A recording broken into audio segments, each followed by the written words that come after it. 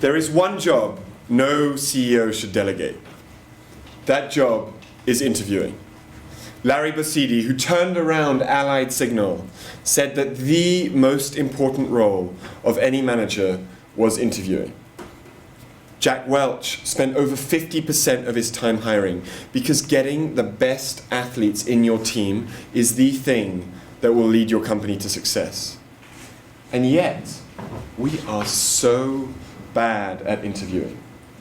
We've all been in those interviews where the person across the table looks like a complete muppet.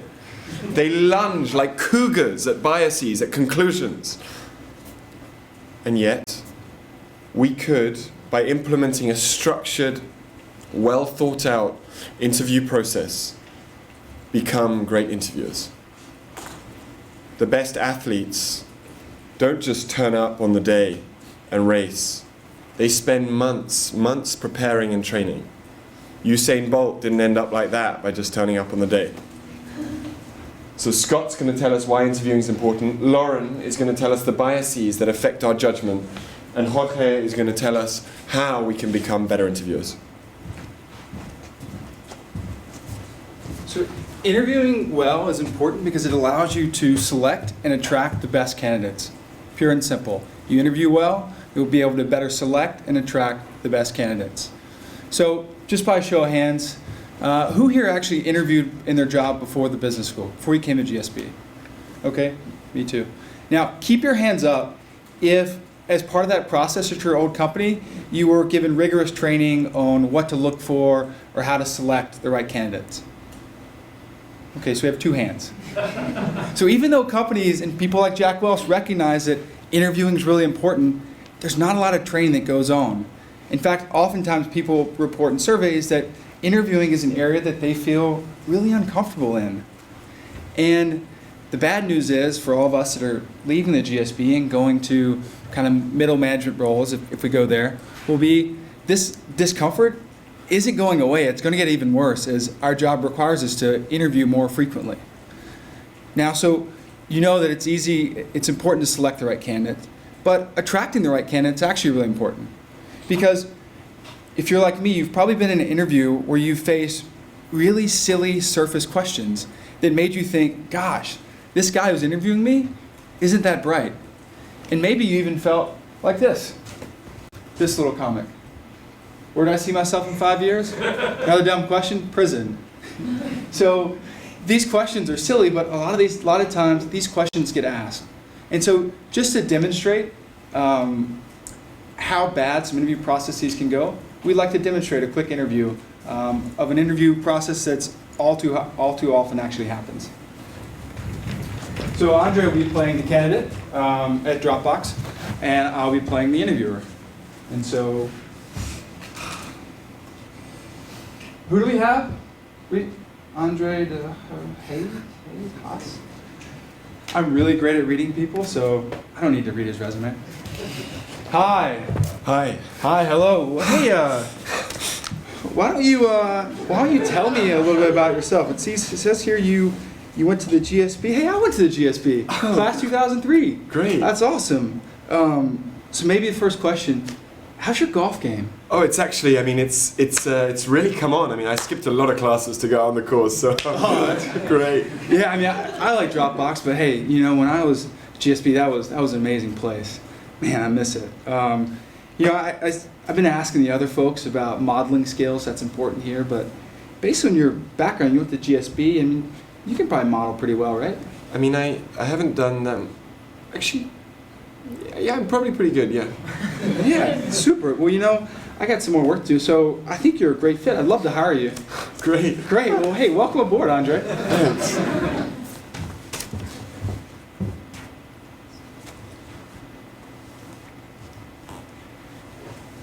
So, how does everyone think Scott did? That was pretty terrible, right? Scott, you're fired. So, why are we such bad interviewers? Given the social nature of interviews, there is often significant room for interpretation. But it is not just intentional favoritism or stereotyping. It is instead, more often, one of the many unconscious cognitive biases that can influence our ability to judge talent and to hire effectively. So for instance, when Scott said, "You graduated from the GSB? Nice, me too. How's your golf game?" This is an example of similar to me bias, in which we develop an affinity for a candidate because he or she shares personal characteristics with us. So instead of focusing on the qualifications for the job at hand, we instead focus on shared background, or shared schooling, or the fact that we root for the same sports team. And similar to me bias can also go hand in hand with first impression error. As we heard from the first skit, first impressions matter. So what happens here is our initial snap judgments in an interview can set the tone and color the rest of the interview time. So no matter what Andre said in the next 29 minutes, those first few instances can affect how Scott reads whatever he says thereafter. And these two biases can go hand in hand with confirmation bias. So confirmation bias can occur when we seek information that reconfirms our pre-existing notions about an individual. And this can often lead to inconsistency in questioning, when we treat different candidates differently and ask them different questions. So we see this very clearly when Scott said, "I usually ask candidates about their modeling abilities, but given your background, I think that's unnecessary." So Andre gets a pass, whereas all those other candidates get hammered on question after question after question on analysis and modeling. This is unfair. Yet despite all of these biases, we don't realize our judgment is so bad. Why is this? Yet another bias, overconfidence bias. Overconfidence bias occurs because we all think that we have better than average judgment and better than average intuition, and that we're better than average interviewers. So therefore, we don't even question what we think when we make judgments about a candidate. This we saw, again, in Scott's overconfidence when, before entering the interview room, he said, "Well, I'm really great at reading people, so I don't need to read this resume." However, these biases really matter. A couple of small examples. One, it has been estimated that over 30% of the gain in female orchestra members over a 20-year period has been attributed to the use of blind auditions, in which candidates play behind a curtain. And even further, some research suggests that over 35% of hiring choice variation can be explained by a candidate's obesity. So we can see that these biases really matter. So now I'm going to turn it over to Jorge to explain how we can become better interviewers and how we can use an interview process to overcome these unconscious biases. So how does anybody become a better interviewer?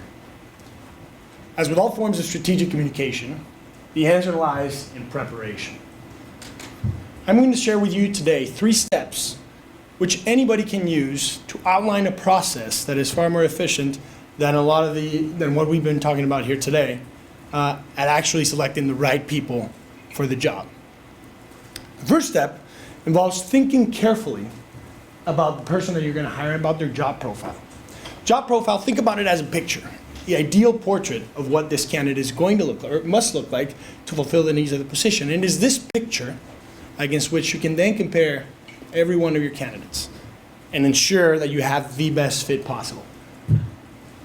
This portrait should be built around both background factors and personal factors. Both of these are intricately linked to the next steps of the process, so I will discuss them in more detail in just a second.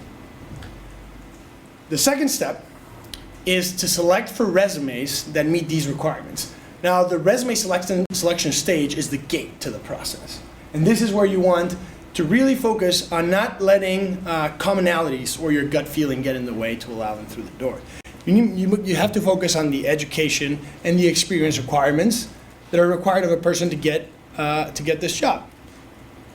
If you need a rocket scientist, this is an extreme example, but you of course need somebody probably with a degree in fluid mechanics or mechanical engineering and a PhD, for example. Now, once you make your selection, you go on to the last step before the interview, which is to devise a personalized interview plan. I call it personalized because you need to focus here on the personal factors of the candidate. These include intellectual ability. It has to do with creative prowess, analytical abilities, or decision-making process. You have to include personality. How dominant is this person? Are they extroverted? Are they patient and detail-oriented? These are important things to think about. Finally, motivation is incredibly important. This might seem like common sense to you guys, and you don't need to be a fan of the show Silicon Valley to understand the differences between hiring a CEO and a coder. But you'll be surprised to see how many people don't really think carefully about this before engaging candidates in interviews. Now, it's very important that you actually are focusing on the position throughout this whole process and not your personal preferences or ideas. Now we're at the interview.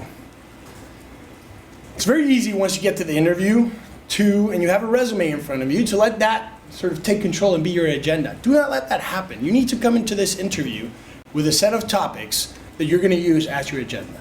And these topics, the details are not really that important. It doesn't matter what the topic is. What you want to use this topic for is to open up the conversation. These topic openers will then give you information about the candidate, the specifics about where they worked, who they worked with, what specific project they worked on, or where they were educated. And here, that's where you launch the good questions. This is what the real interview is about. You want to focus on getting and delving deep into this person and their personal factors through probing questions, either self-appraisal or situation-based. As an example, you can ask a question such as, tell me about a time when you had to make a decision in a difficult situation for which there was no policy. Now, these kinds of questions shed light into their analytical or their intellectual ability and their personality. And to avoid people falling back on pre-canned answers, you have to delve deeper into those questions. How did the people around you react? How did you overcome those that were against whatever decision you made? And from this, you can make your own conclusions, and you can repeat the process over and over again until you have all the information you need to ensure that you have a fit of the candidate to the portrait. Speaking of conclusions, I will give it over to Andre now.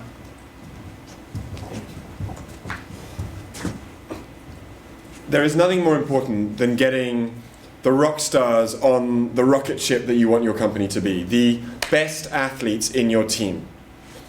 Interviewing is the way to get those people into the fold. And yet, so often we're bad at it. We're bad at it because, as you've heard, we don't practice. We don't lift the weights before the race, eat our proteins, practice on the track. So we'd like to leave you with one message. Do the practice, do the training, and bring those star athletes into your team. Thank you.